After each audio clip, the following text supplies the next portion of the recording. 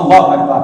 এত সুন্দর আমরা পেলাম কোনটা কোন পথে চলবেন, কোনটা চলবেন না, শয়তানের রাস্তায় চলবেন না আপনি আল্লাহর রাস্তায় চলবেন। এই কোরআন আপনাকে একটার পর একটা রাস্তা দেখিয়ে দিয়েছে। এই কোরআন আমরা কি এমনি পেলাম? আমাদের মাঝে কি এমনি এলো? আমাদের মাঝে এমনি আসায় নাই। আজকে কুচগিরিয়া মাদ্রাসায় হিফজুল কোরআন বিভাগ করা হয়েছে, আবাসিকের ব্যবস্থা চলছে, আপনার ডাঙ্গাপাড়া মাদ্রাসা আছে, হসনগর মাদ্রাসা আছে, আরো প্রতিষ্ঠান আছে। এই কারণে ওলামায়ে দ্বীনরা কি বসে থাকেন?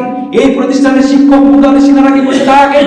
আপনি আপনার ছেলে মেয়েকে মাদ্রাসায় পড়ালেন না স্কুলে পড়ালেন, স্কুলের আক্ষরিক জ্ঞান পেল, স্কুলের আপনার কৃষ্টিকালচার তার উপরে তৈরি হলো, তার মধ্যে তৈরি হলো আদর্শ, তার শিক্ষা, দিনের শিক্ষা তার মধ্যে ফুটে এলো না। আপনি আপনার ছেলেকে আপনার মেয়েকে কোরআনের শিক্ষা দেন, হাদিসের শিক্ষা দেন। কোরআনে আপনার আরবি যে বর্ণমালা 29টি আছে, অক্ষরগুলো উচ্চারিত কিভাবে হবে, আলিফ বা তা তা, এই উচ্চারণগুলো আপনাকে করতে হবে। একটা আরবি অক্ষর যদি আপনি উচ্চারণ করে 10টি পারবেন সুবহানাল্লাহ। এ বি আপনি যদি এগুলো পড়েন আপনি ডেকে পাবেন? ডেকে পাবেন? ডেকে পাবেন না। কিন্তু একটা আরবি অক্ষর যদি আপনার মুখ দিয়ে উচ্চারিত হয়ে যায়, আল্লাহ তাআলা আপনার আমলনামায় কটা নেকি করে লেখাবেন? 10টা নেকি লিখে দেবেন সুবহানাল্লাহ। তাহলে পরে এত মর্যাদাপূর্ণ কিতাব আমরা পেলাম, মাদ্রাসা খোলা থাকলো, আমরা আমাদের ছেলে মেয়েদেরকে সঠিক জায়গায় শিক্ষা দিতে পারছি না। নিয়াত করুন প্রত্যেকটা ছেলে মেয়েকে, প্রত্যেকটা গার্জিয়ান এই কোরআন হাদিসের শিক্ষা, কোরআনের সঠিক শিক্ষা, কোরআনের সঠিক উচ্চারণ আপনাকে দিতেই হবে। এর বেশ আপনাকে দিতে হবে। আপনি আল্লাহর ইবাদত করবেন, আল্লাহর ইবাদতের যত দোয়া আছে এই দোয়াগুলোর সঠিক উচ্চারণ হবে না।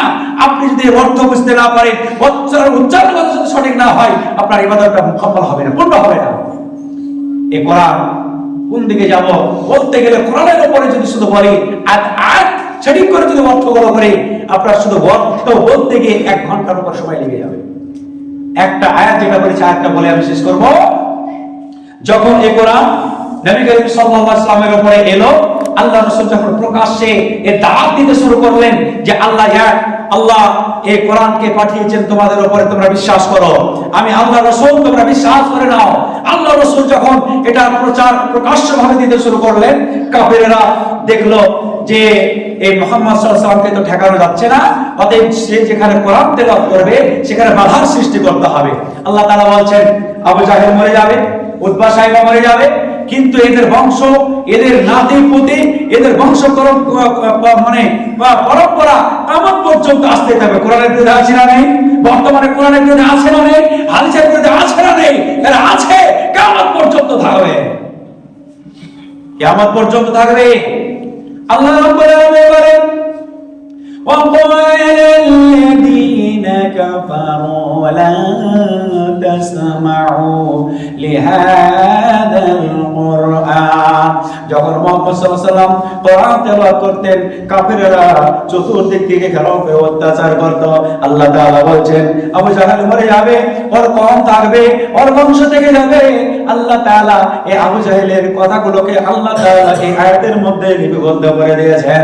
আল্লাহ তাআলা বলেন ওয়াল্লাযীনা কাফারু, ওই কাফেররা বলে লা তাসমাউ, তোমরা শোনো না, তোমরা শ্রবণ করো না, কি শোনো না, লিহাদাল কুরআন, মুহাম্মদ সাল্লাল্লাহু আলাইহি ওয়াসাল্লাম যে কোরআন তেলাওয়াত করে, এই কোরআনের তেলাওয়াত তোমরা শুনতে যেও না। কে বললো? আবু জাহেল আপনাদের বড় ঘোষণা করলো এই কোরআন তোমরা শুনতে যেও না, তোমরা কোরআন শুনবে না, তোমরা তো কোরআন শুনবে না। আল-গাফিহি, যেখানে কোরআন তেলাওয়াত হবে, যেখানে মুহাম্মদ সাল্লাল্লাহু আলাইহি ওয়াসাল্লাম কোরআন তেলাওয়াত করবে, সেইখানে তোমরা নাচবে, তালি বাজাবে, তোমরা ঢোল ঢাক করবে, চেঁচামেচি করবে। আল-গাফিহি লাআল্লাকুম তাগলিবুন, তাহলে তোমাদের জয় হয়ে যাবে, কোরআনের জয় হবে না। কোরআনের জয় হয়েছে না হয় নাই? কোরআনের জয় হয়েছে না হয় নাই? এখনো কোরআনের জয় আছে, কিয়ামত পর্যন্ত থাকবে। আল্লাহ রাব্বুল আলামিন বলেন এরপরে যখন দেখলো কোরআনকে থামাতে পারলো না, তখন মুহাম্মদ সাল্লাল্লাহু আলাইহি ওয়াসাল্লামকে মেরে মেরে দেওয়ার জন্য তার বাড়িটাকে কাফেরেরা ঘেরাও করে নিল। আর ওই সময় মুহাম্মদ সাল্লাল্লাহু আলাইহি বাড়িতে ছিলেন। আল্লাহ রাসূল যখন দেখলেন তরবারি কোলে তাকে শেষ করে দেওয়ার জন্য লাইন ধরে তাকে তার বাড়িটাকে ঘেরাও করেছে, নবী করিম সাল্লাল্লাহু আলাইহি ওয়াসাল্লাম মৃত অবস্থায় পড়ে গেলেন। আল্লাহ তাআলা তার বন্ধুকে ডেকে বলছেন, ও মুহাম্মদ সাল্লাল্লাহু আলাইহি ওয়াসাল্লাম, তুমি ভয় করো না। ওয়া মা রামাইতা ইয রামাইতা ওয়ালাকিন্নাল্লাহা রামা। হে নবী, তুমি ভয় করো না, তোমার চিন্তার কিছু নেই, তোমার আল্লাহ তোমার সঙ্গে আছে। কাফেরদের চক্কর মক্কর আমি তাদের জন্য যথেষ্ট রয়েছে। হে রাসূল, তুমি কি করো?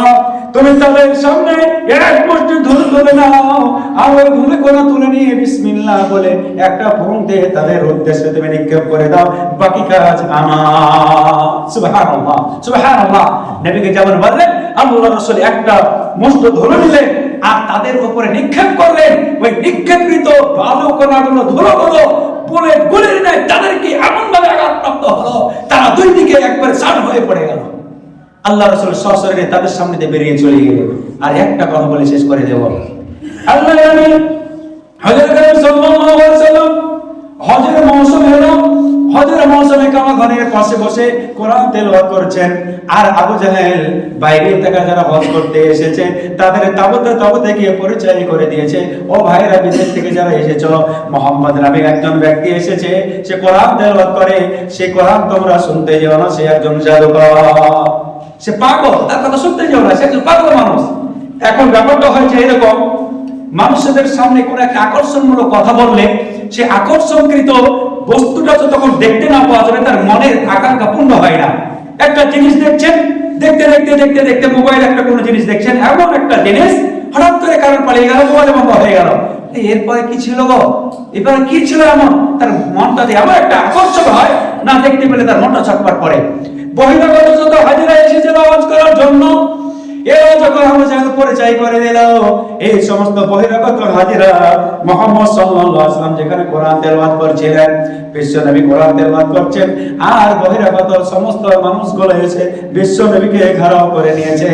আর বিশ্ব নবীর চেহারা দেখে কোরআন তেলাওয়াত শুনে তাদের কানে যে আপনার আঙ্গুলগুলো ঢোকানো ছিল, তারা বলতে শুরু করেছে, এ মুহাম্মদ সাল্লাল্লাহু আলাইহি ওয়াসাল্লাম, এ পাগল, এ তো পাগল হতে পারে না, এ তো মাজনুন হতে পারে না। যে একজন পাগল মানুষ হবে তার পোশাকটা হবে বড় কেবড়, তার চুলগুলো হবে এলোমেলো, এত সুবিনষ্ট, এত সুন্দর চেহারার অধিকারী কি পাগল হতে পারে? বিশ্ব নবীর চেহারা দেখে সকলে তারা পাগল হয়ে গেছে। আর তাদের অজান্তে বিশ্ব নবীর কোরআন তেলাওয়াতের ধ্বনি শুনে তাদের কান থেকে আঙ্গুলগুলো বের করে দিয়ে সকলের মুখ দিয়ে বলতে শুরু করেছে, আশহাদু আল্লা ইলাহা ইল্লাল্লাহু ওয়াহদাহু লা শারীকা লাহু ওয়া আশহাদু আন্না মুহাম্মাদান আবদুহু ওয়া রাসূলুহু। সবাই বিশ্ব নবীর কাছে হাতে হাত দিয়ে কালিমা শাহাদাত পড়ে মুসলমান হয়ে গেল। সুবহানাল্লাহ। বন্ধুরা আমার ভাই আপনারা, পর্দাশীল মা খালা বোনেরা, এই কোরআনের কথা যদি বলতে যাওয়া যায়, কোরআন একজন সুবিন্যস্ত সুন্দর ভাষায় যদি কোরআন তেলাওয়াত করে, মনটা হয় যেন ভরে যায়, মনটা চায় যেন শুনতেই থাকি, শুনতেই থাকি, শুনতেই থাকি। এই কোরআনের মর্যাদা আমরা বুঝলাম না। পরিশেষে দোয়া, আল্লাহ তুমি আমাদের প্রজন্মের ছেলে মেয়েদেরকে কোরআনের শিক্ষায় সুশিক্ষিত করো। মান তাআল্লামাল কোরআন ওয়া আল্লামা, তোমাদের মধ্যে শ্রেষ্ঠ ওই ব্যক্তি যে নিজে কোরআন শিক্ষা অর্জন করলো এবং তার শিক্ষা অপরদেরকে দিল।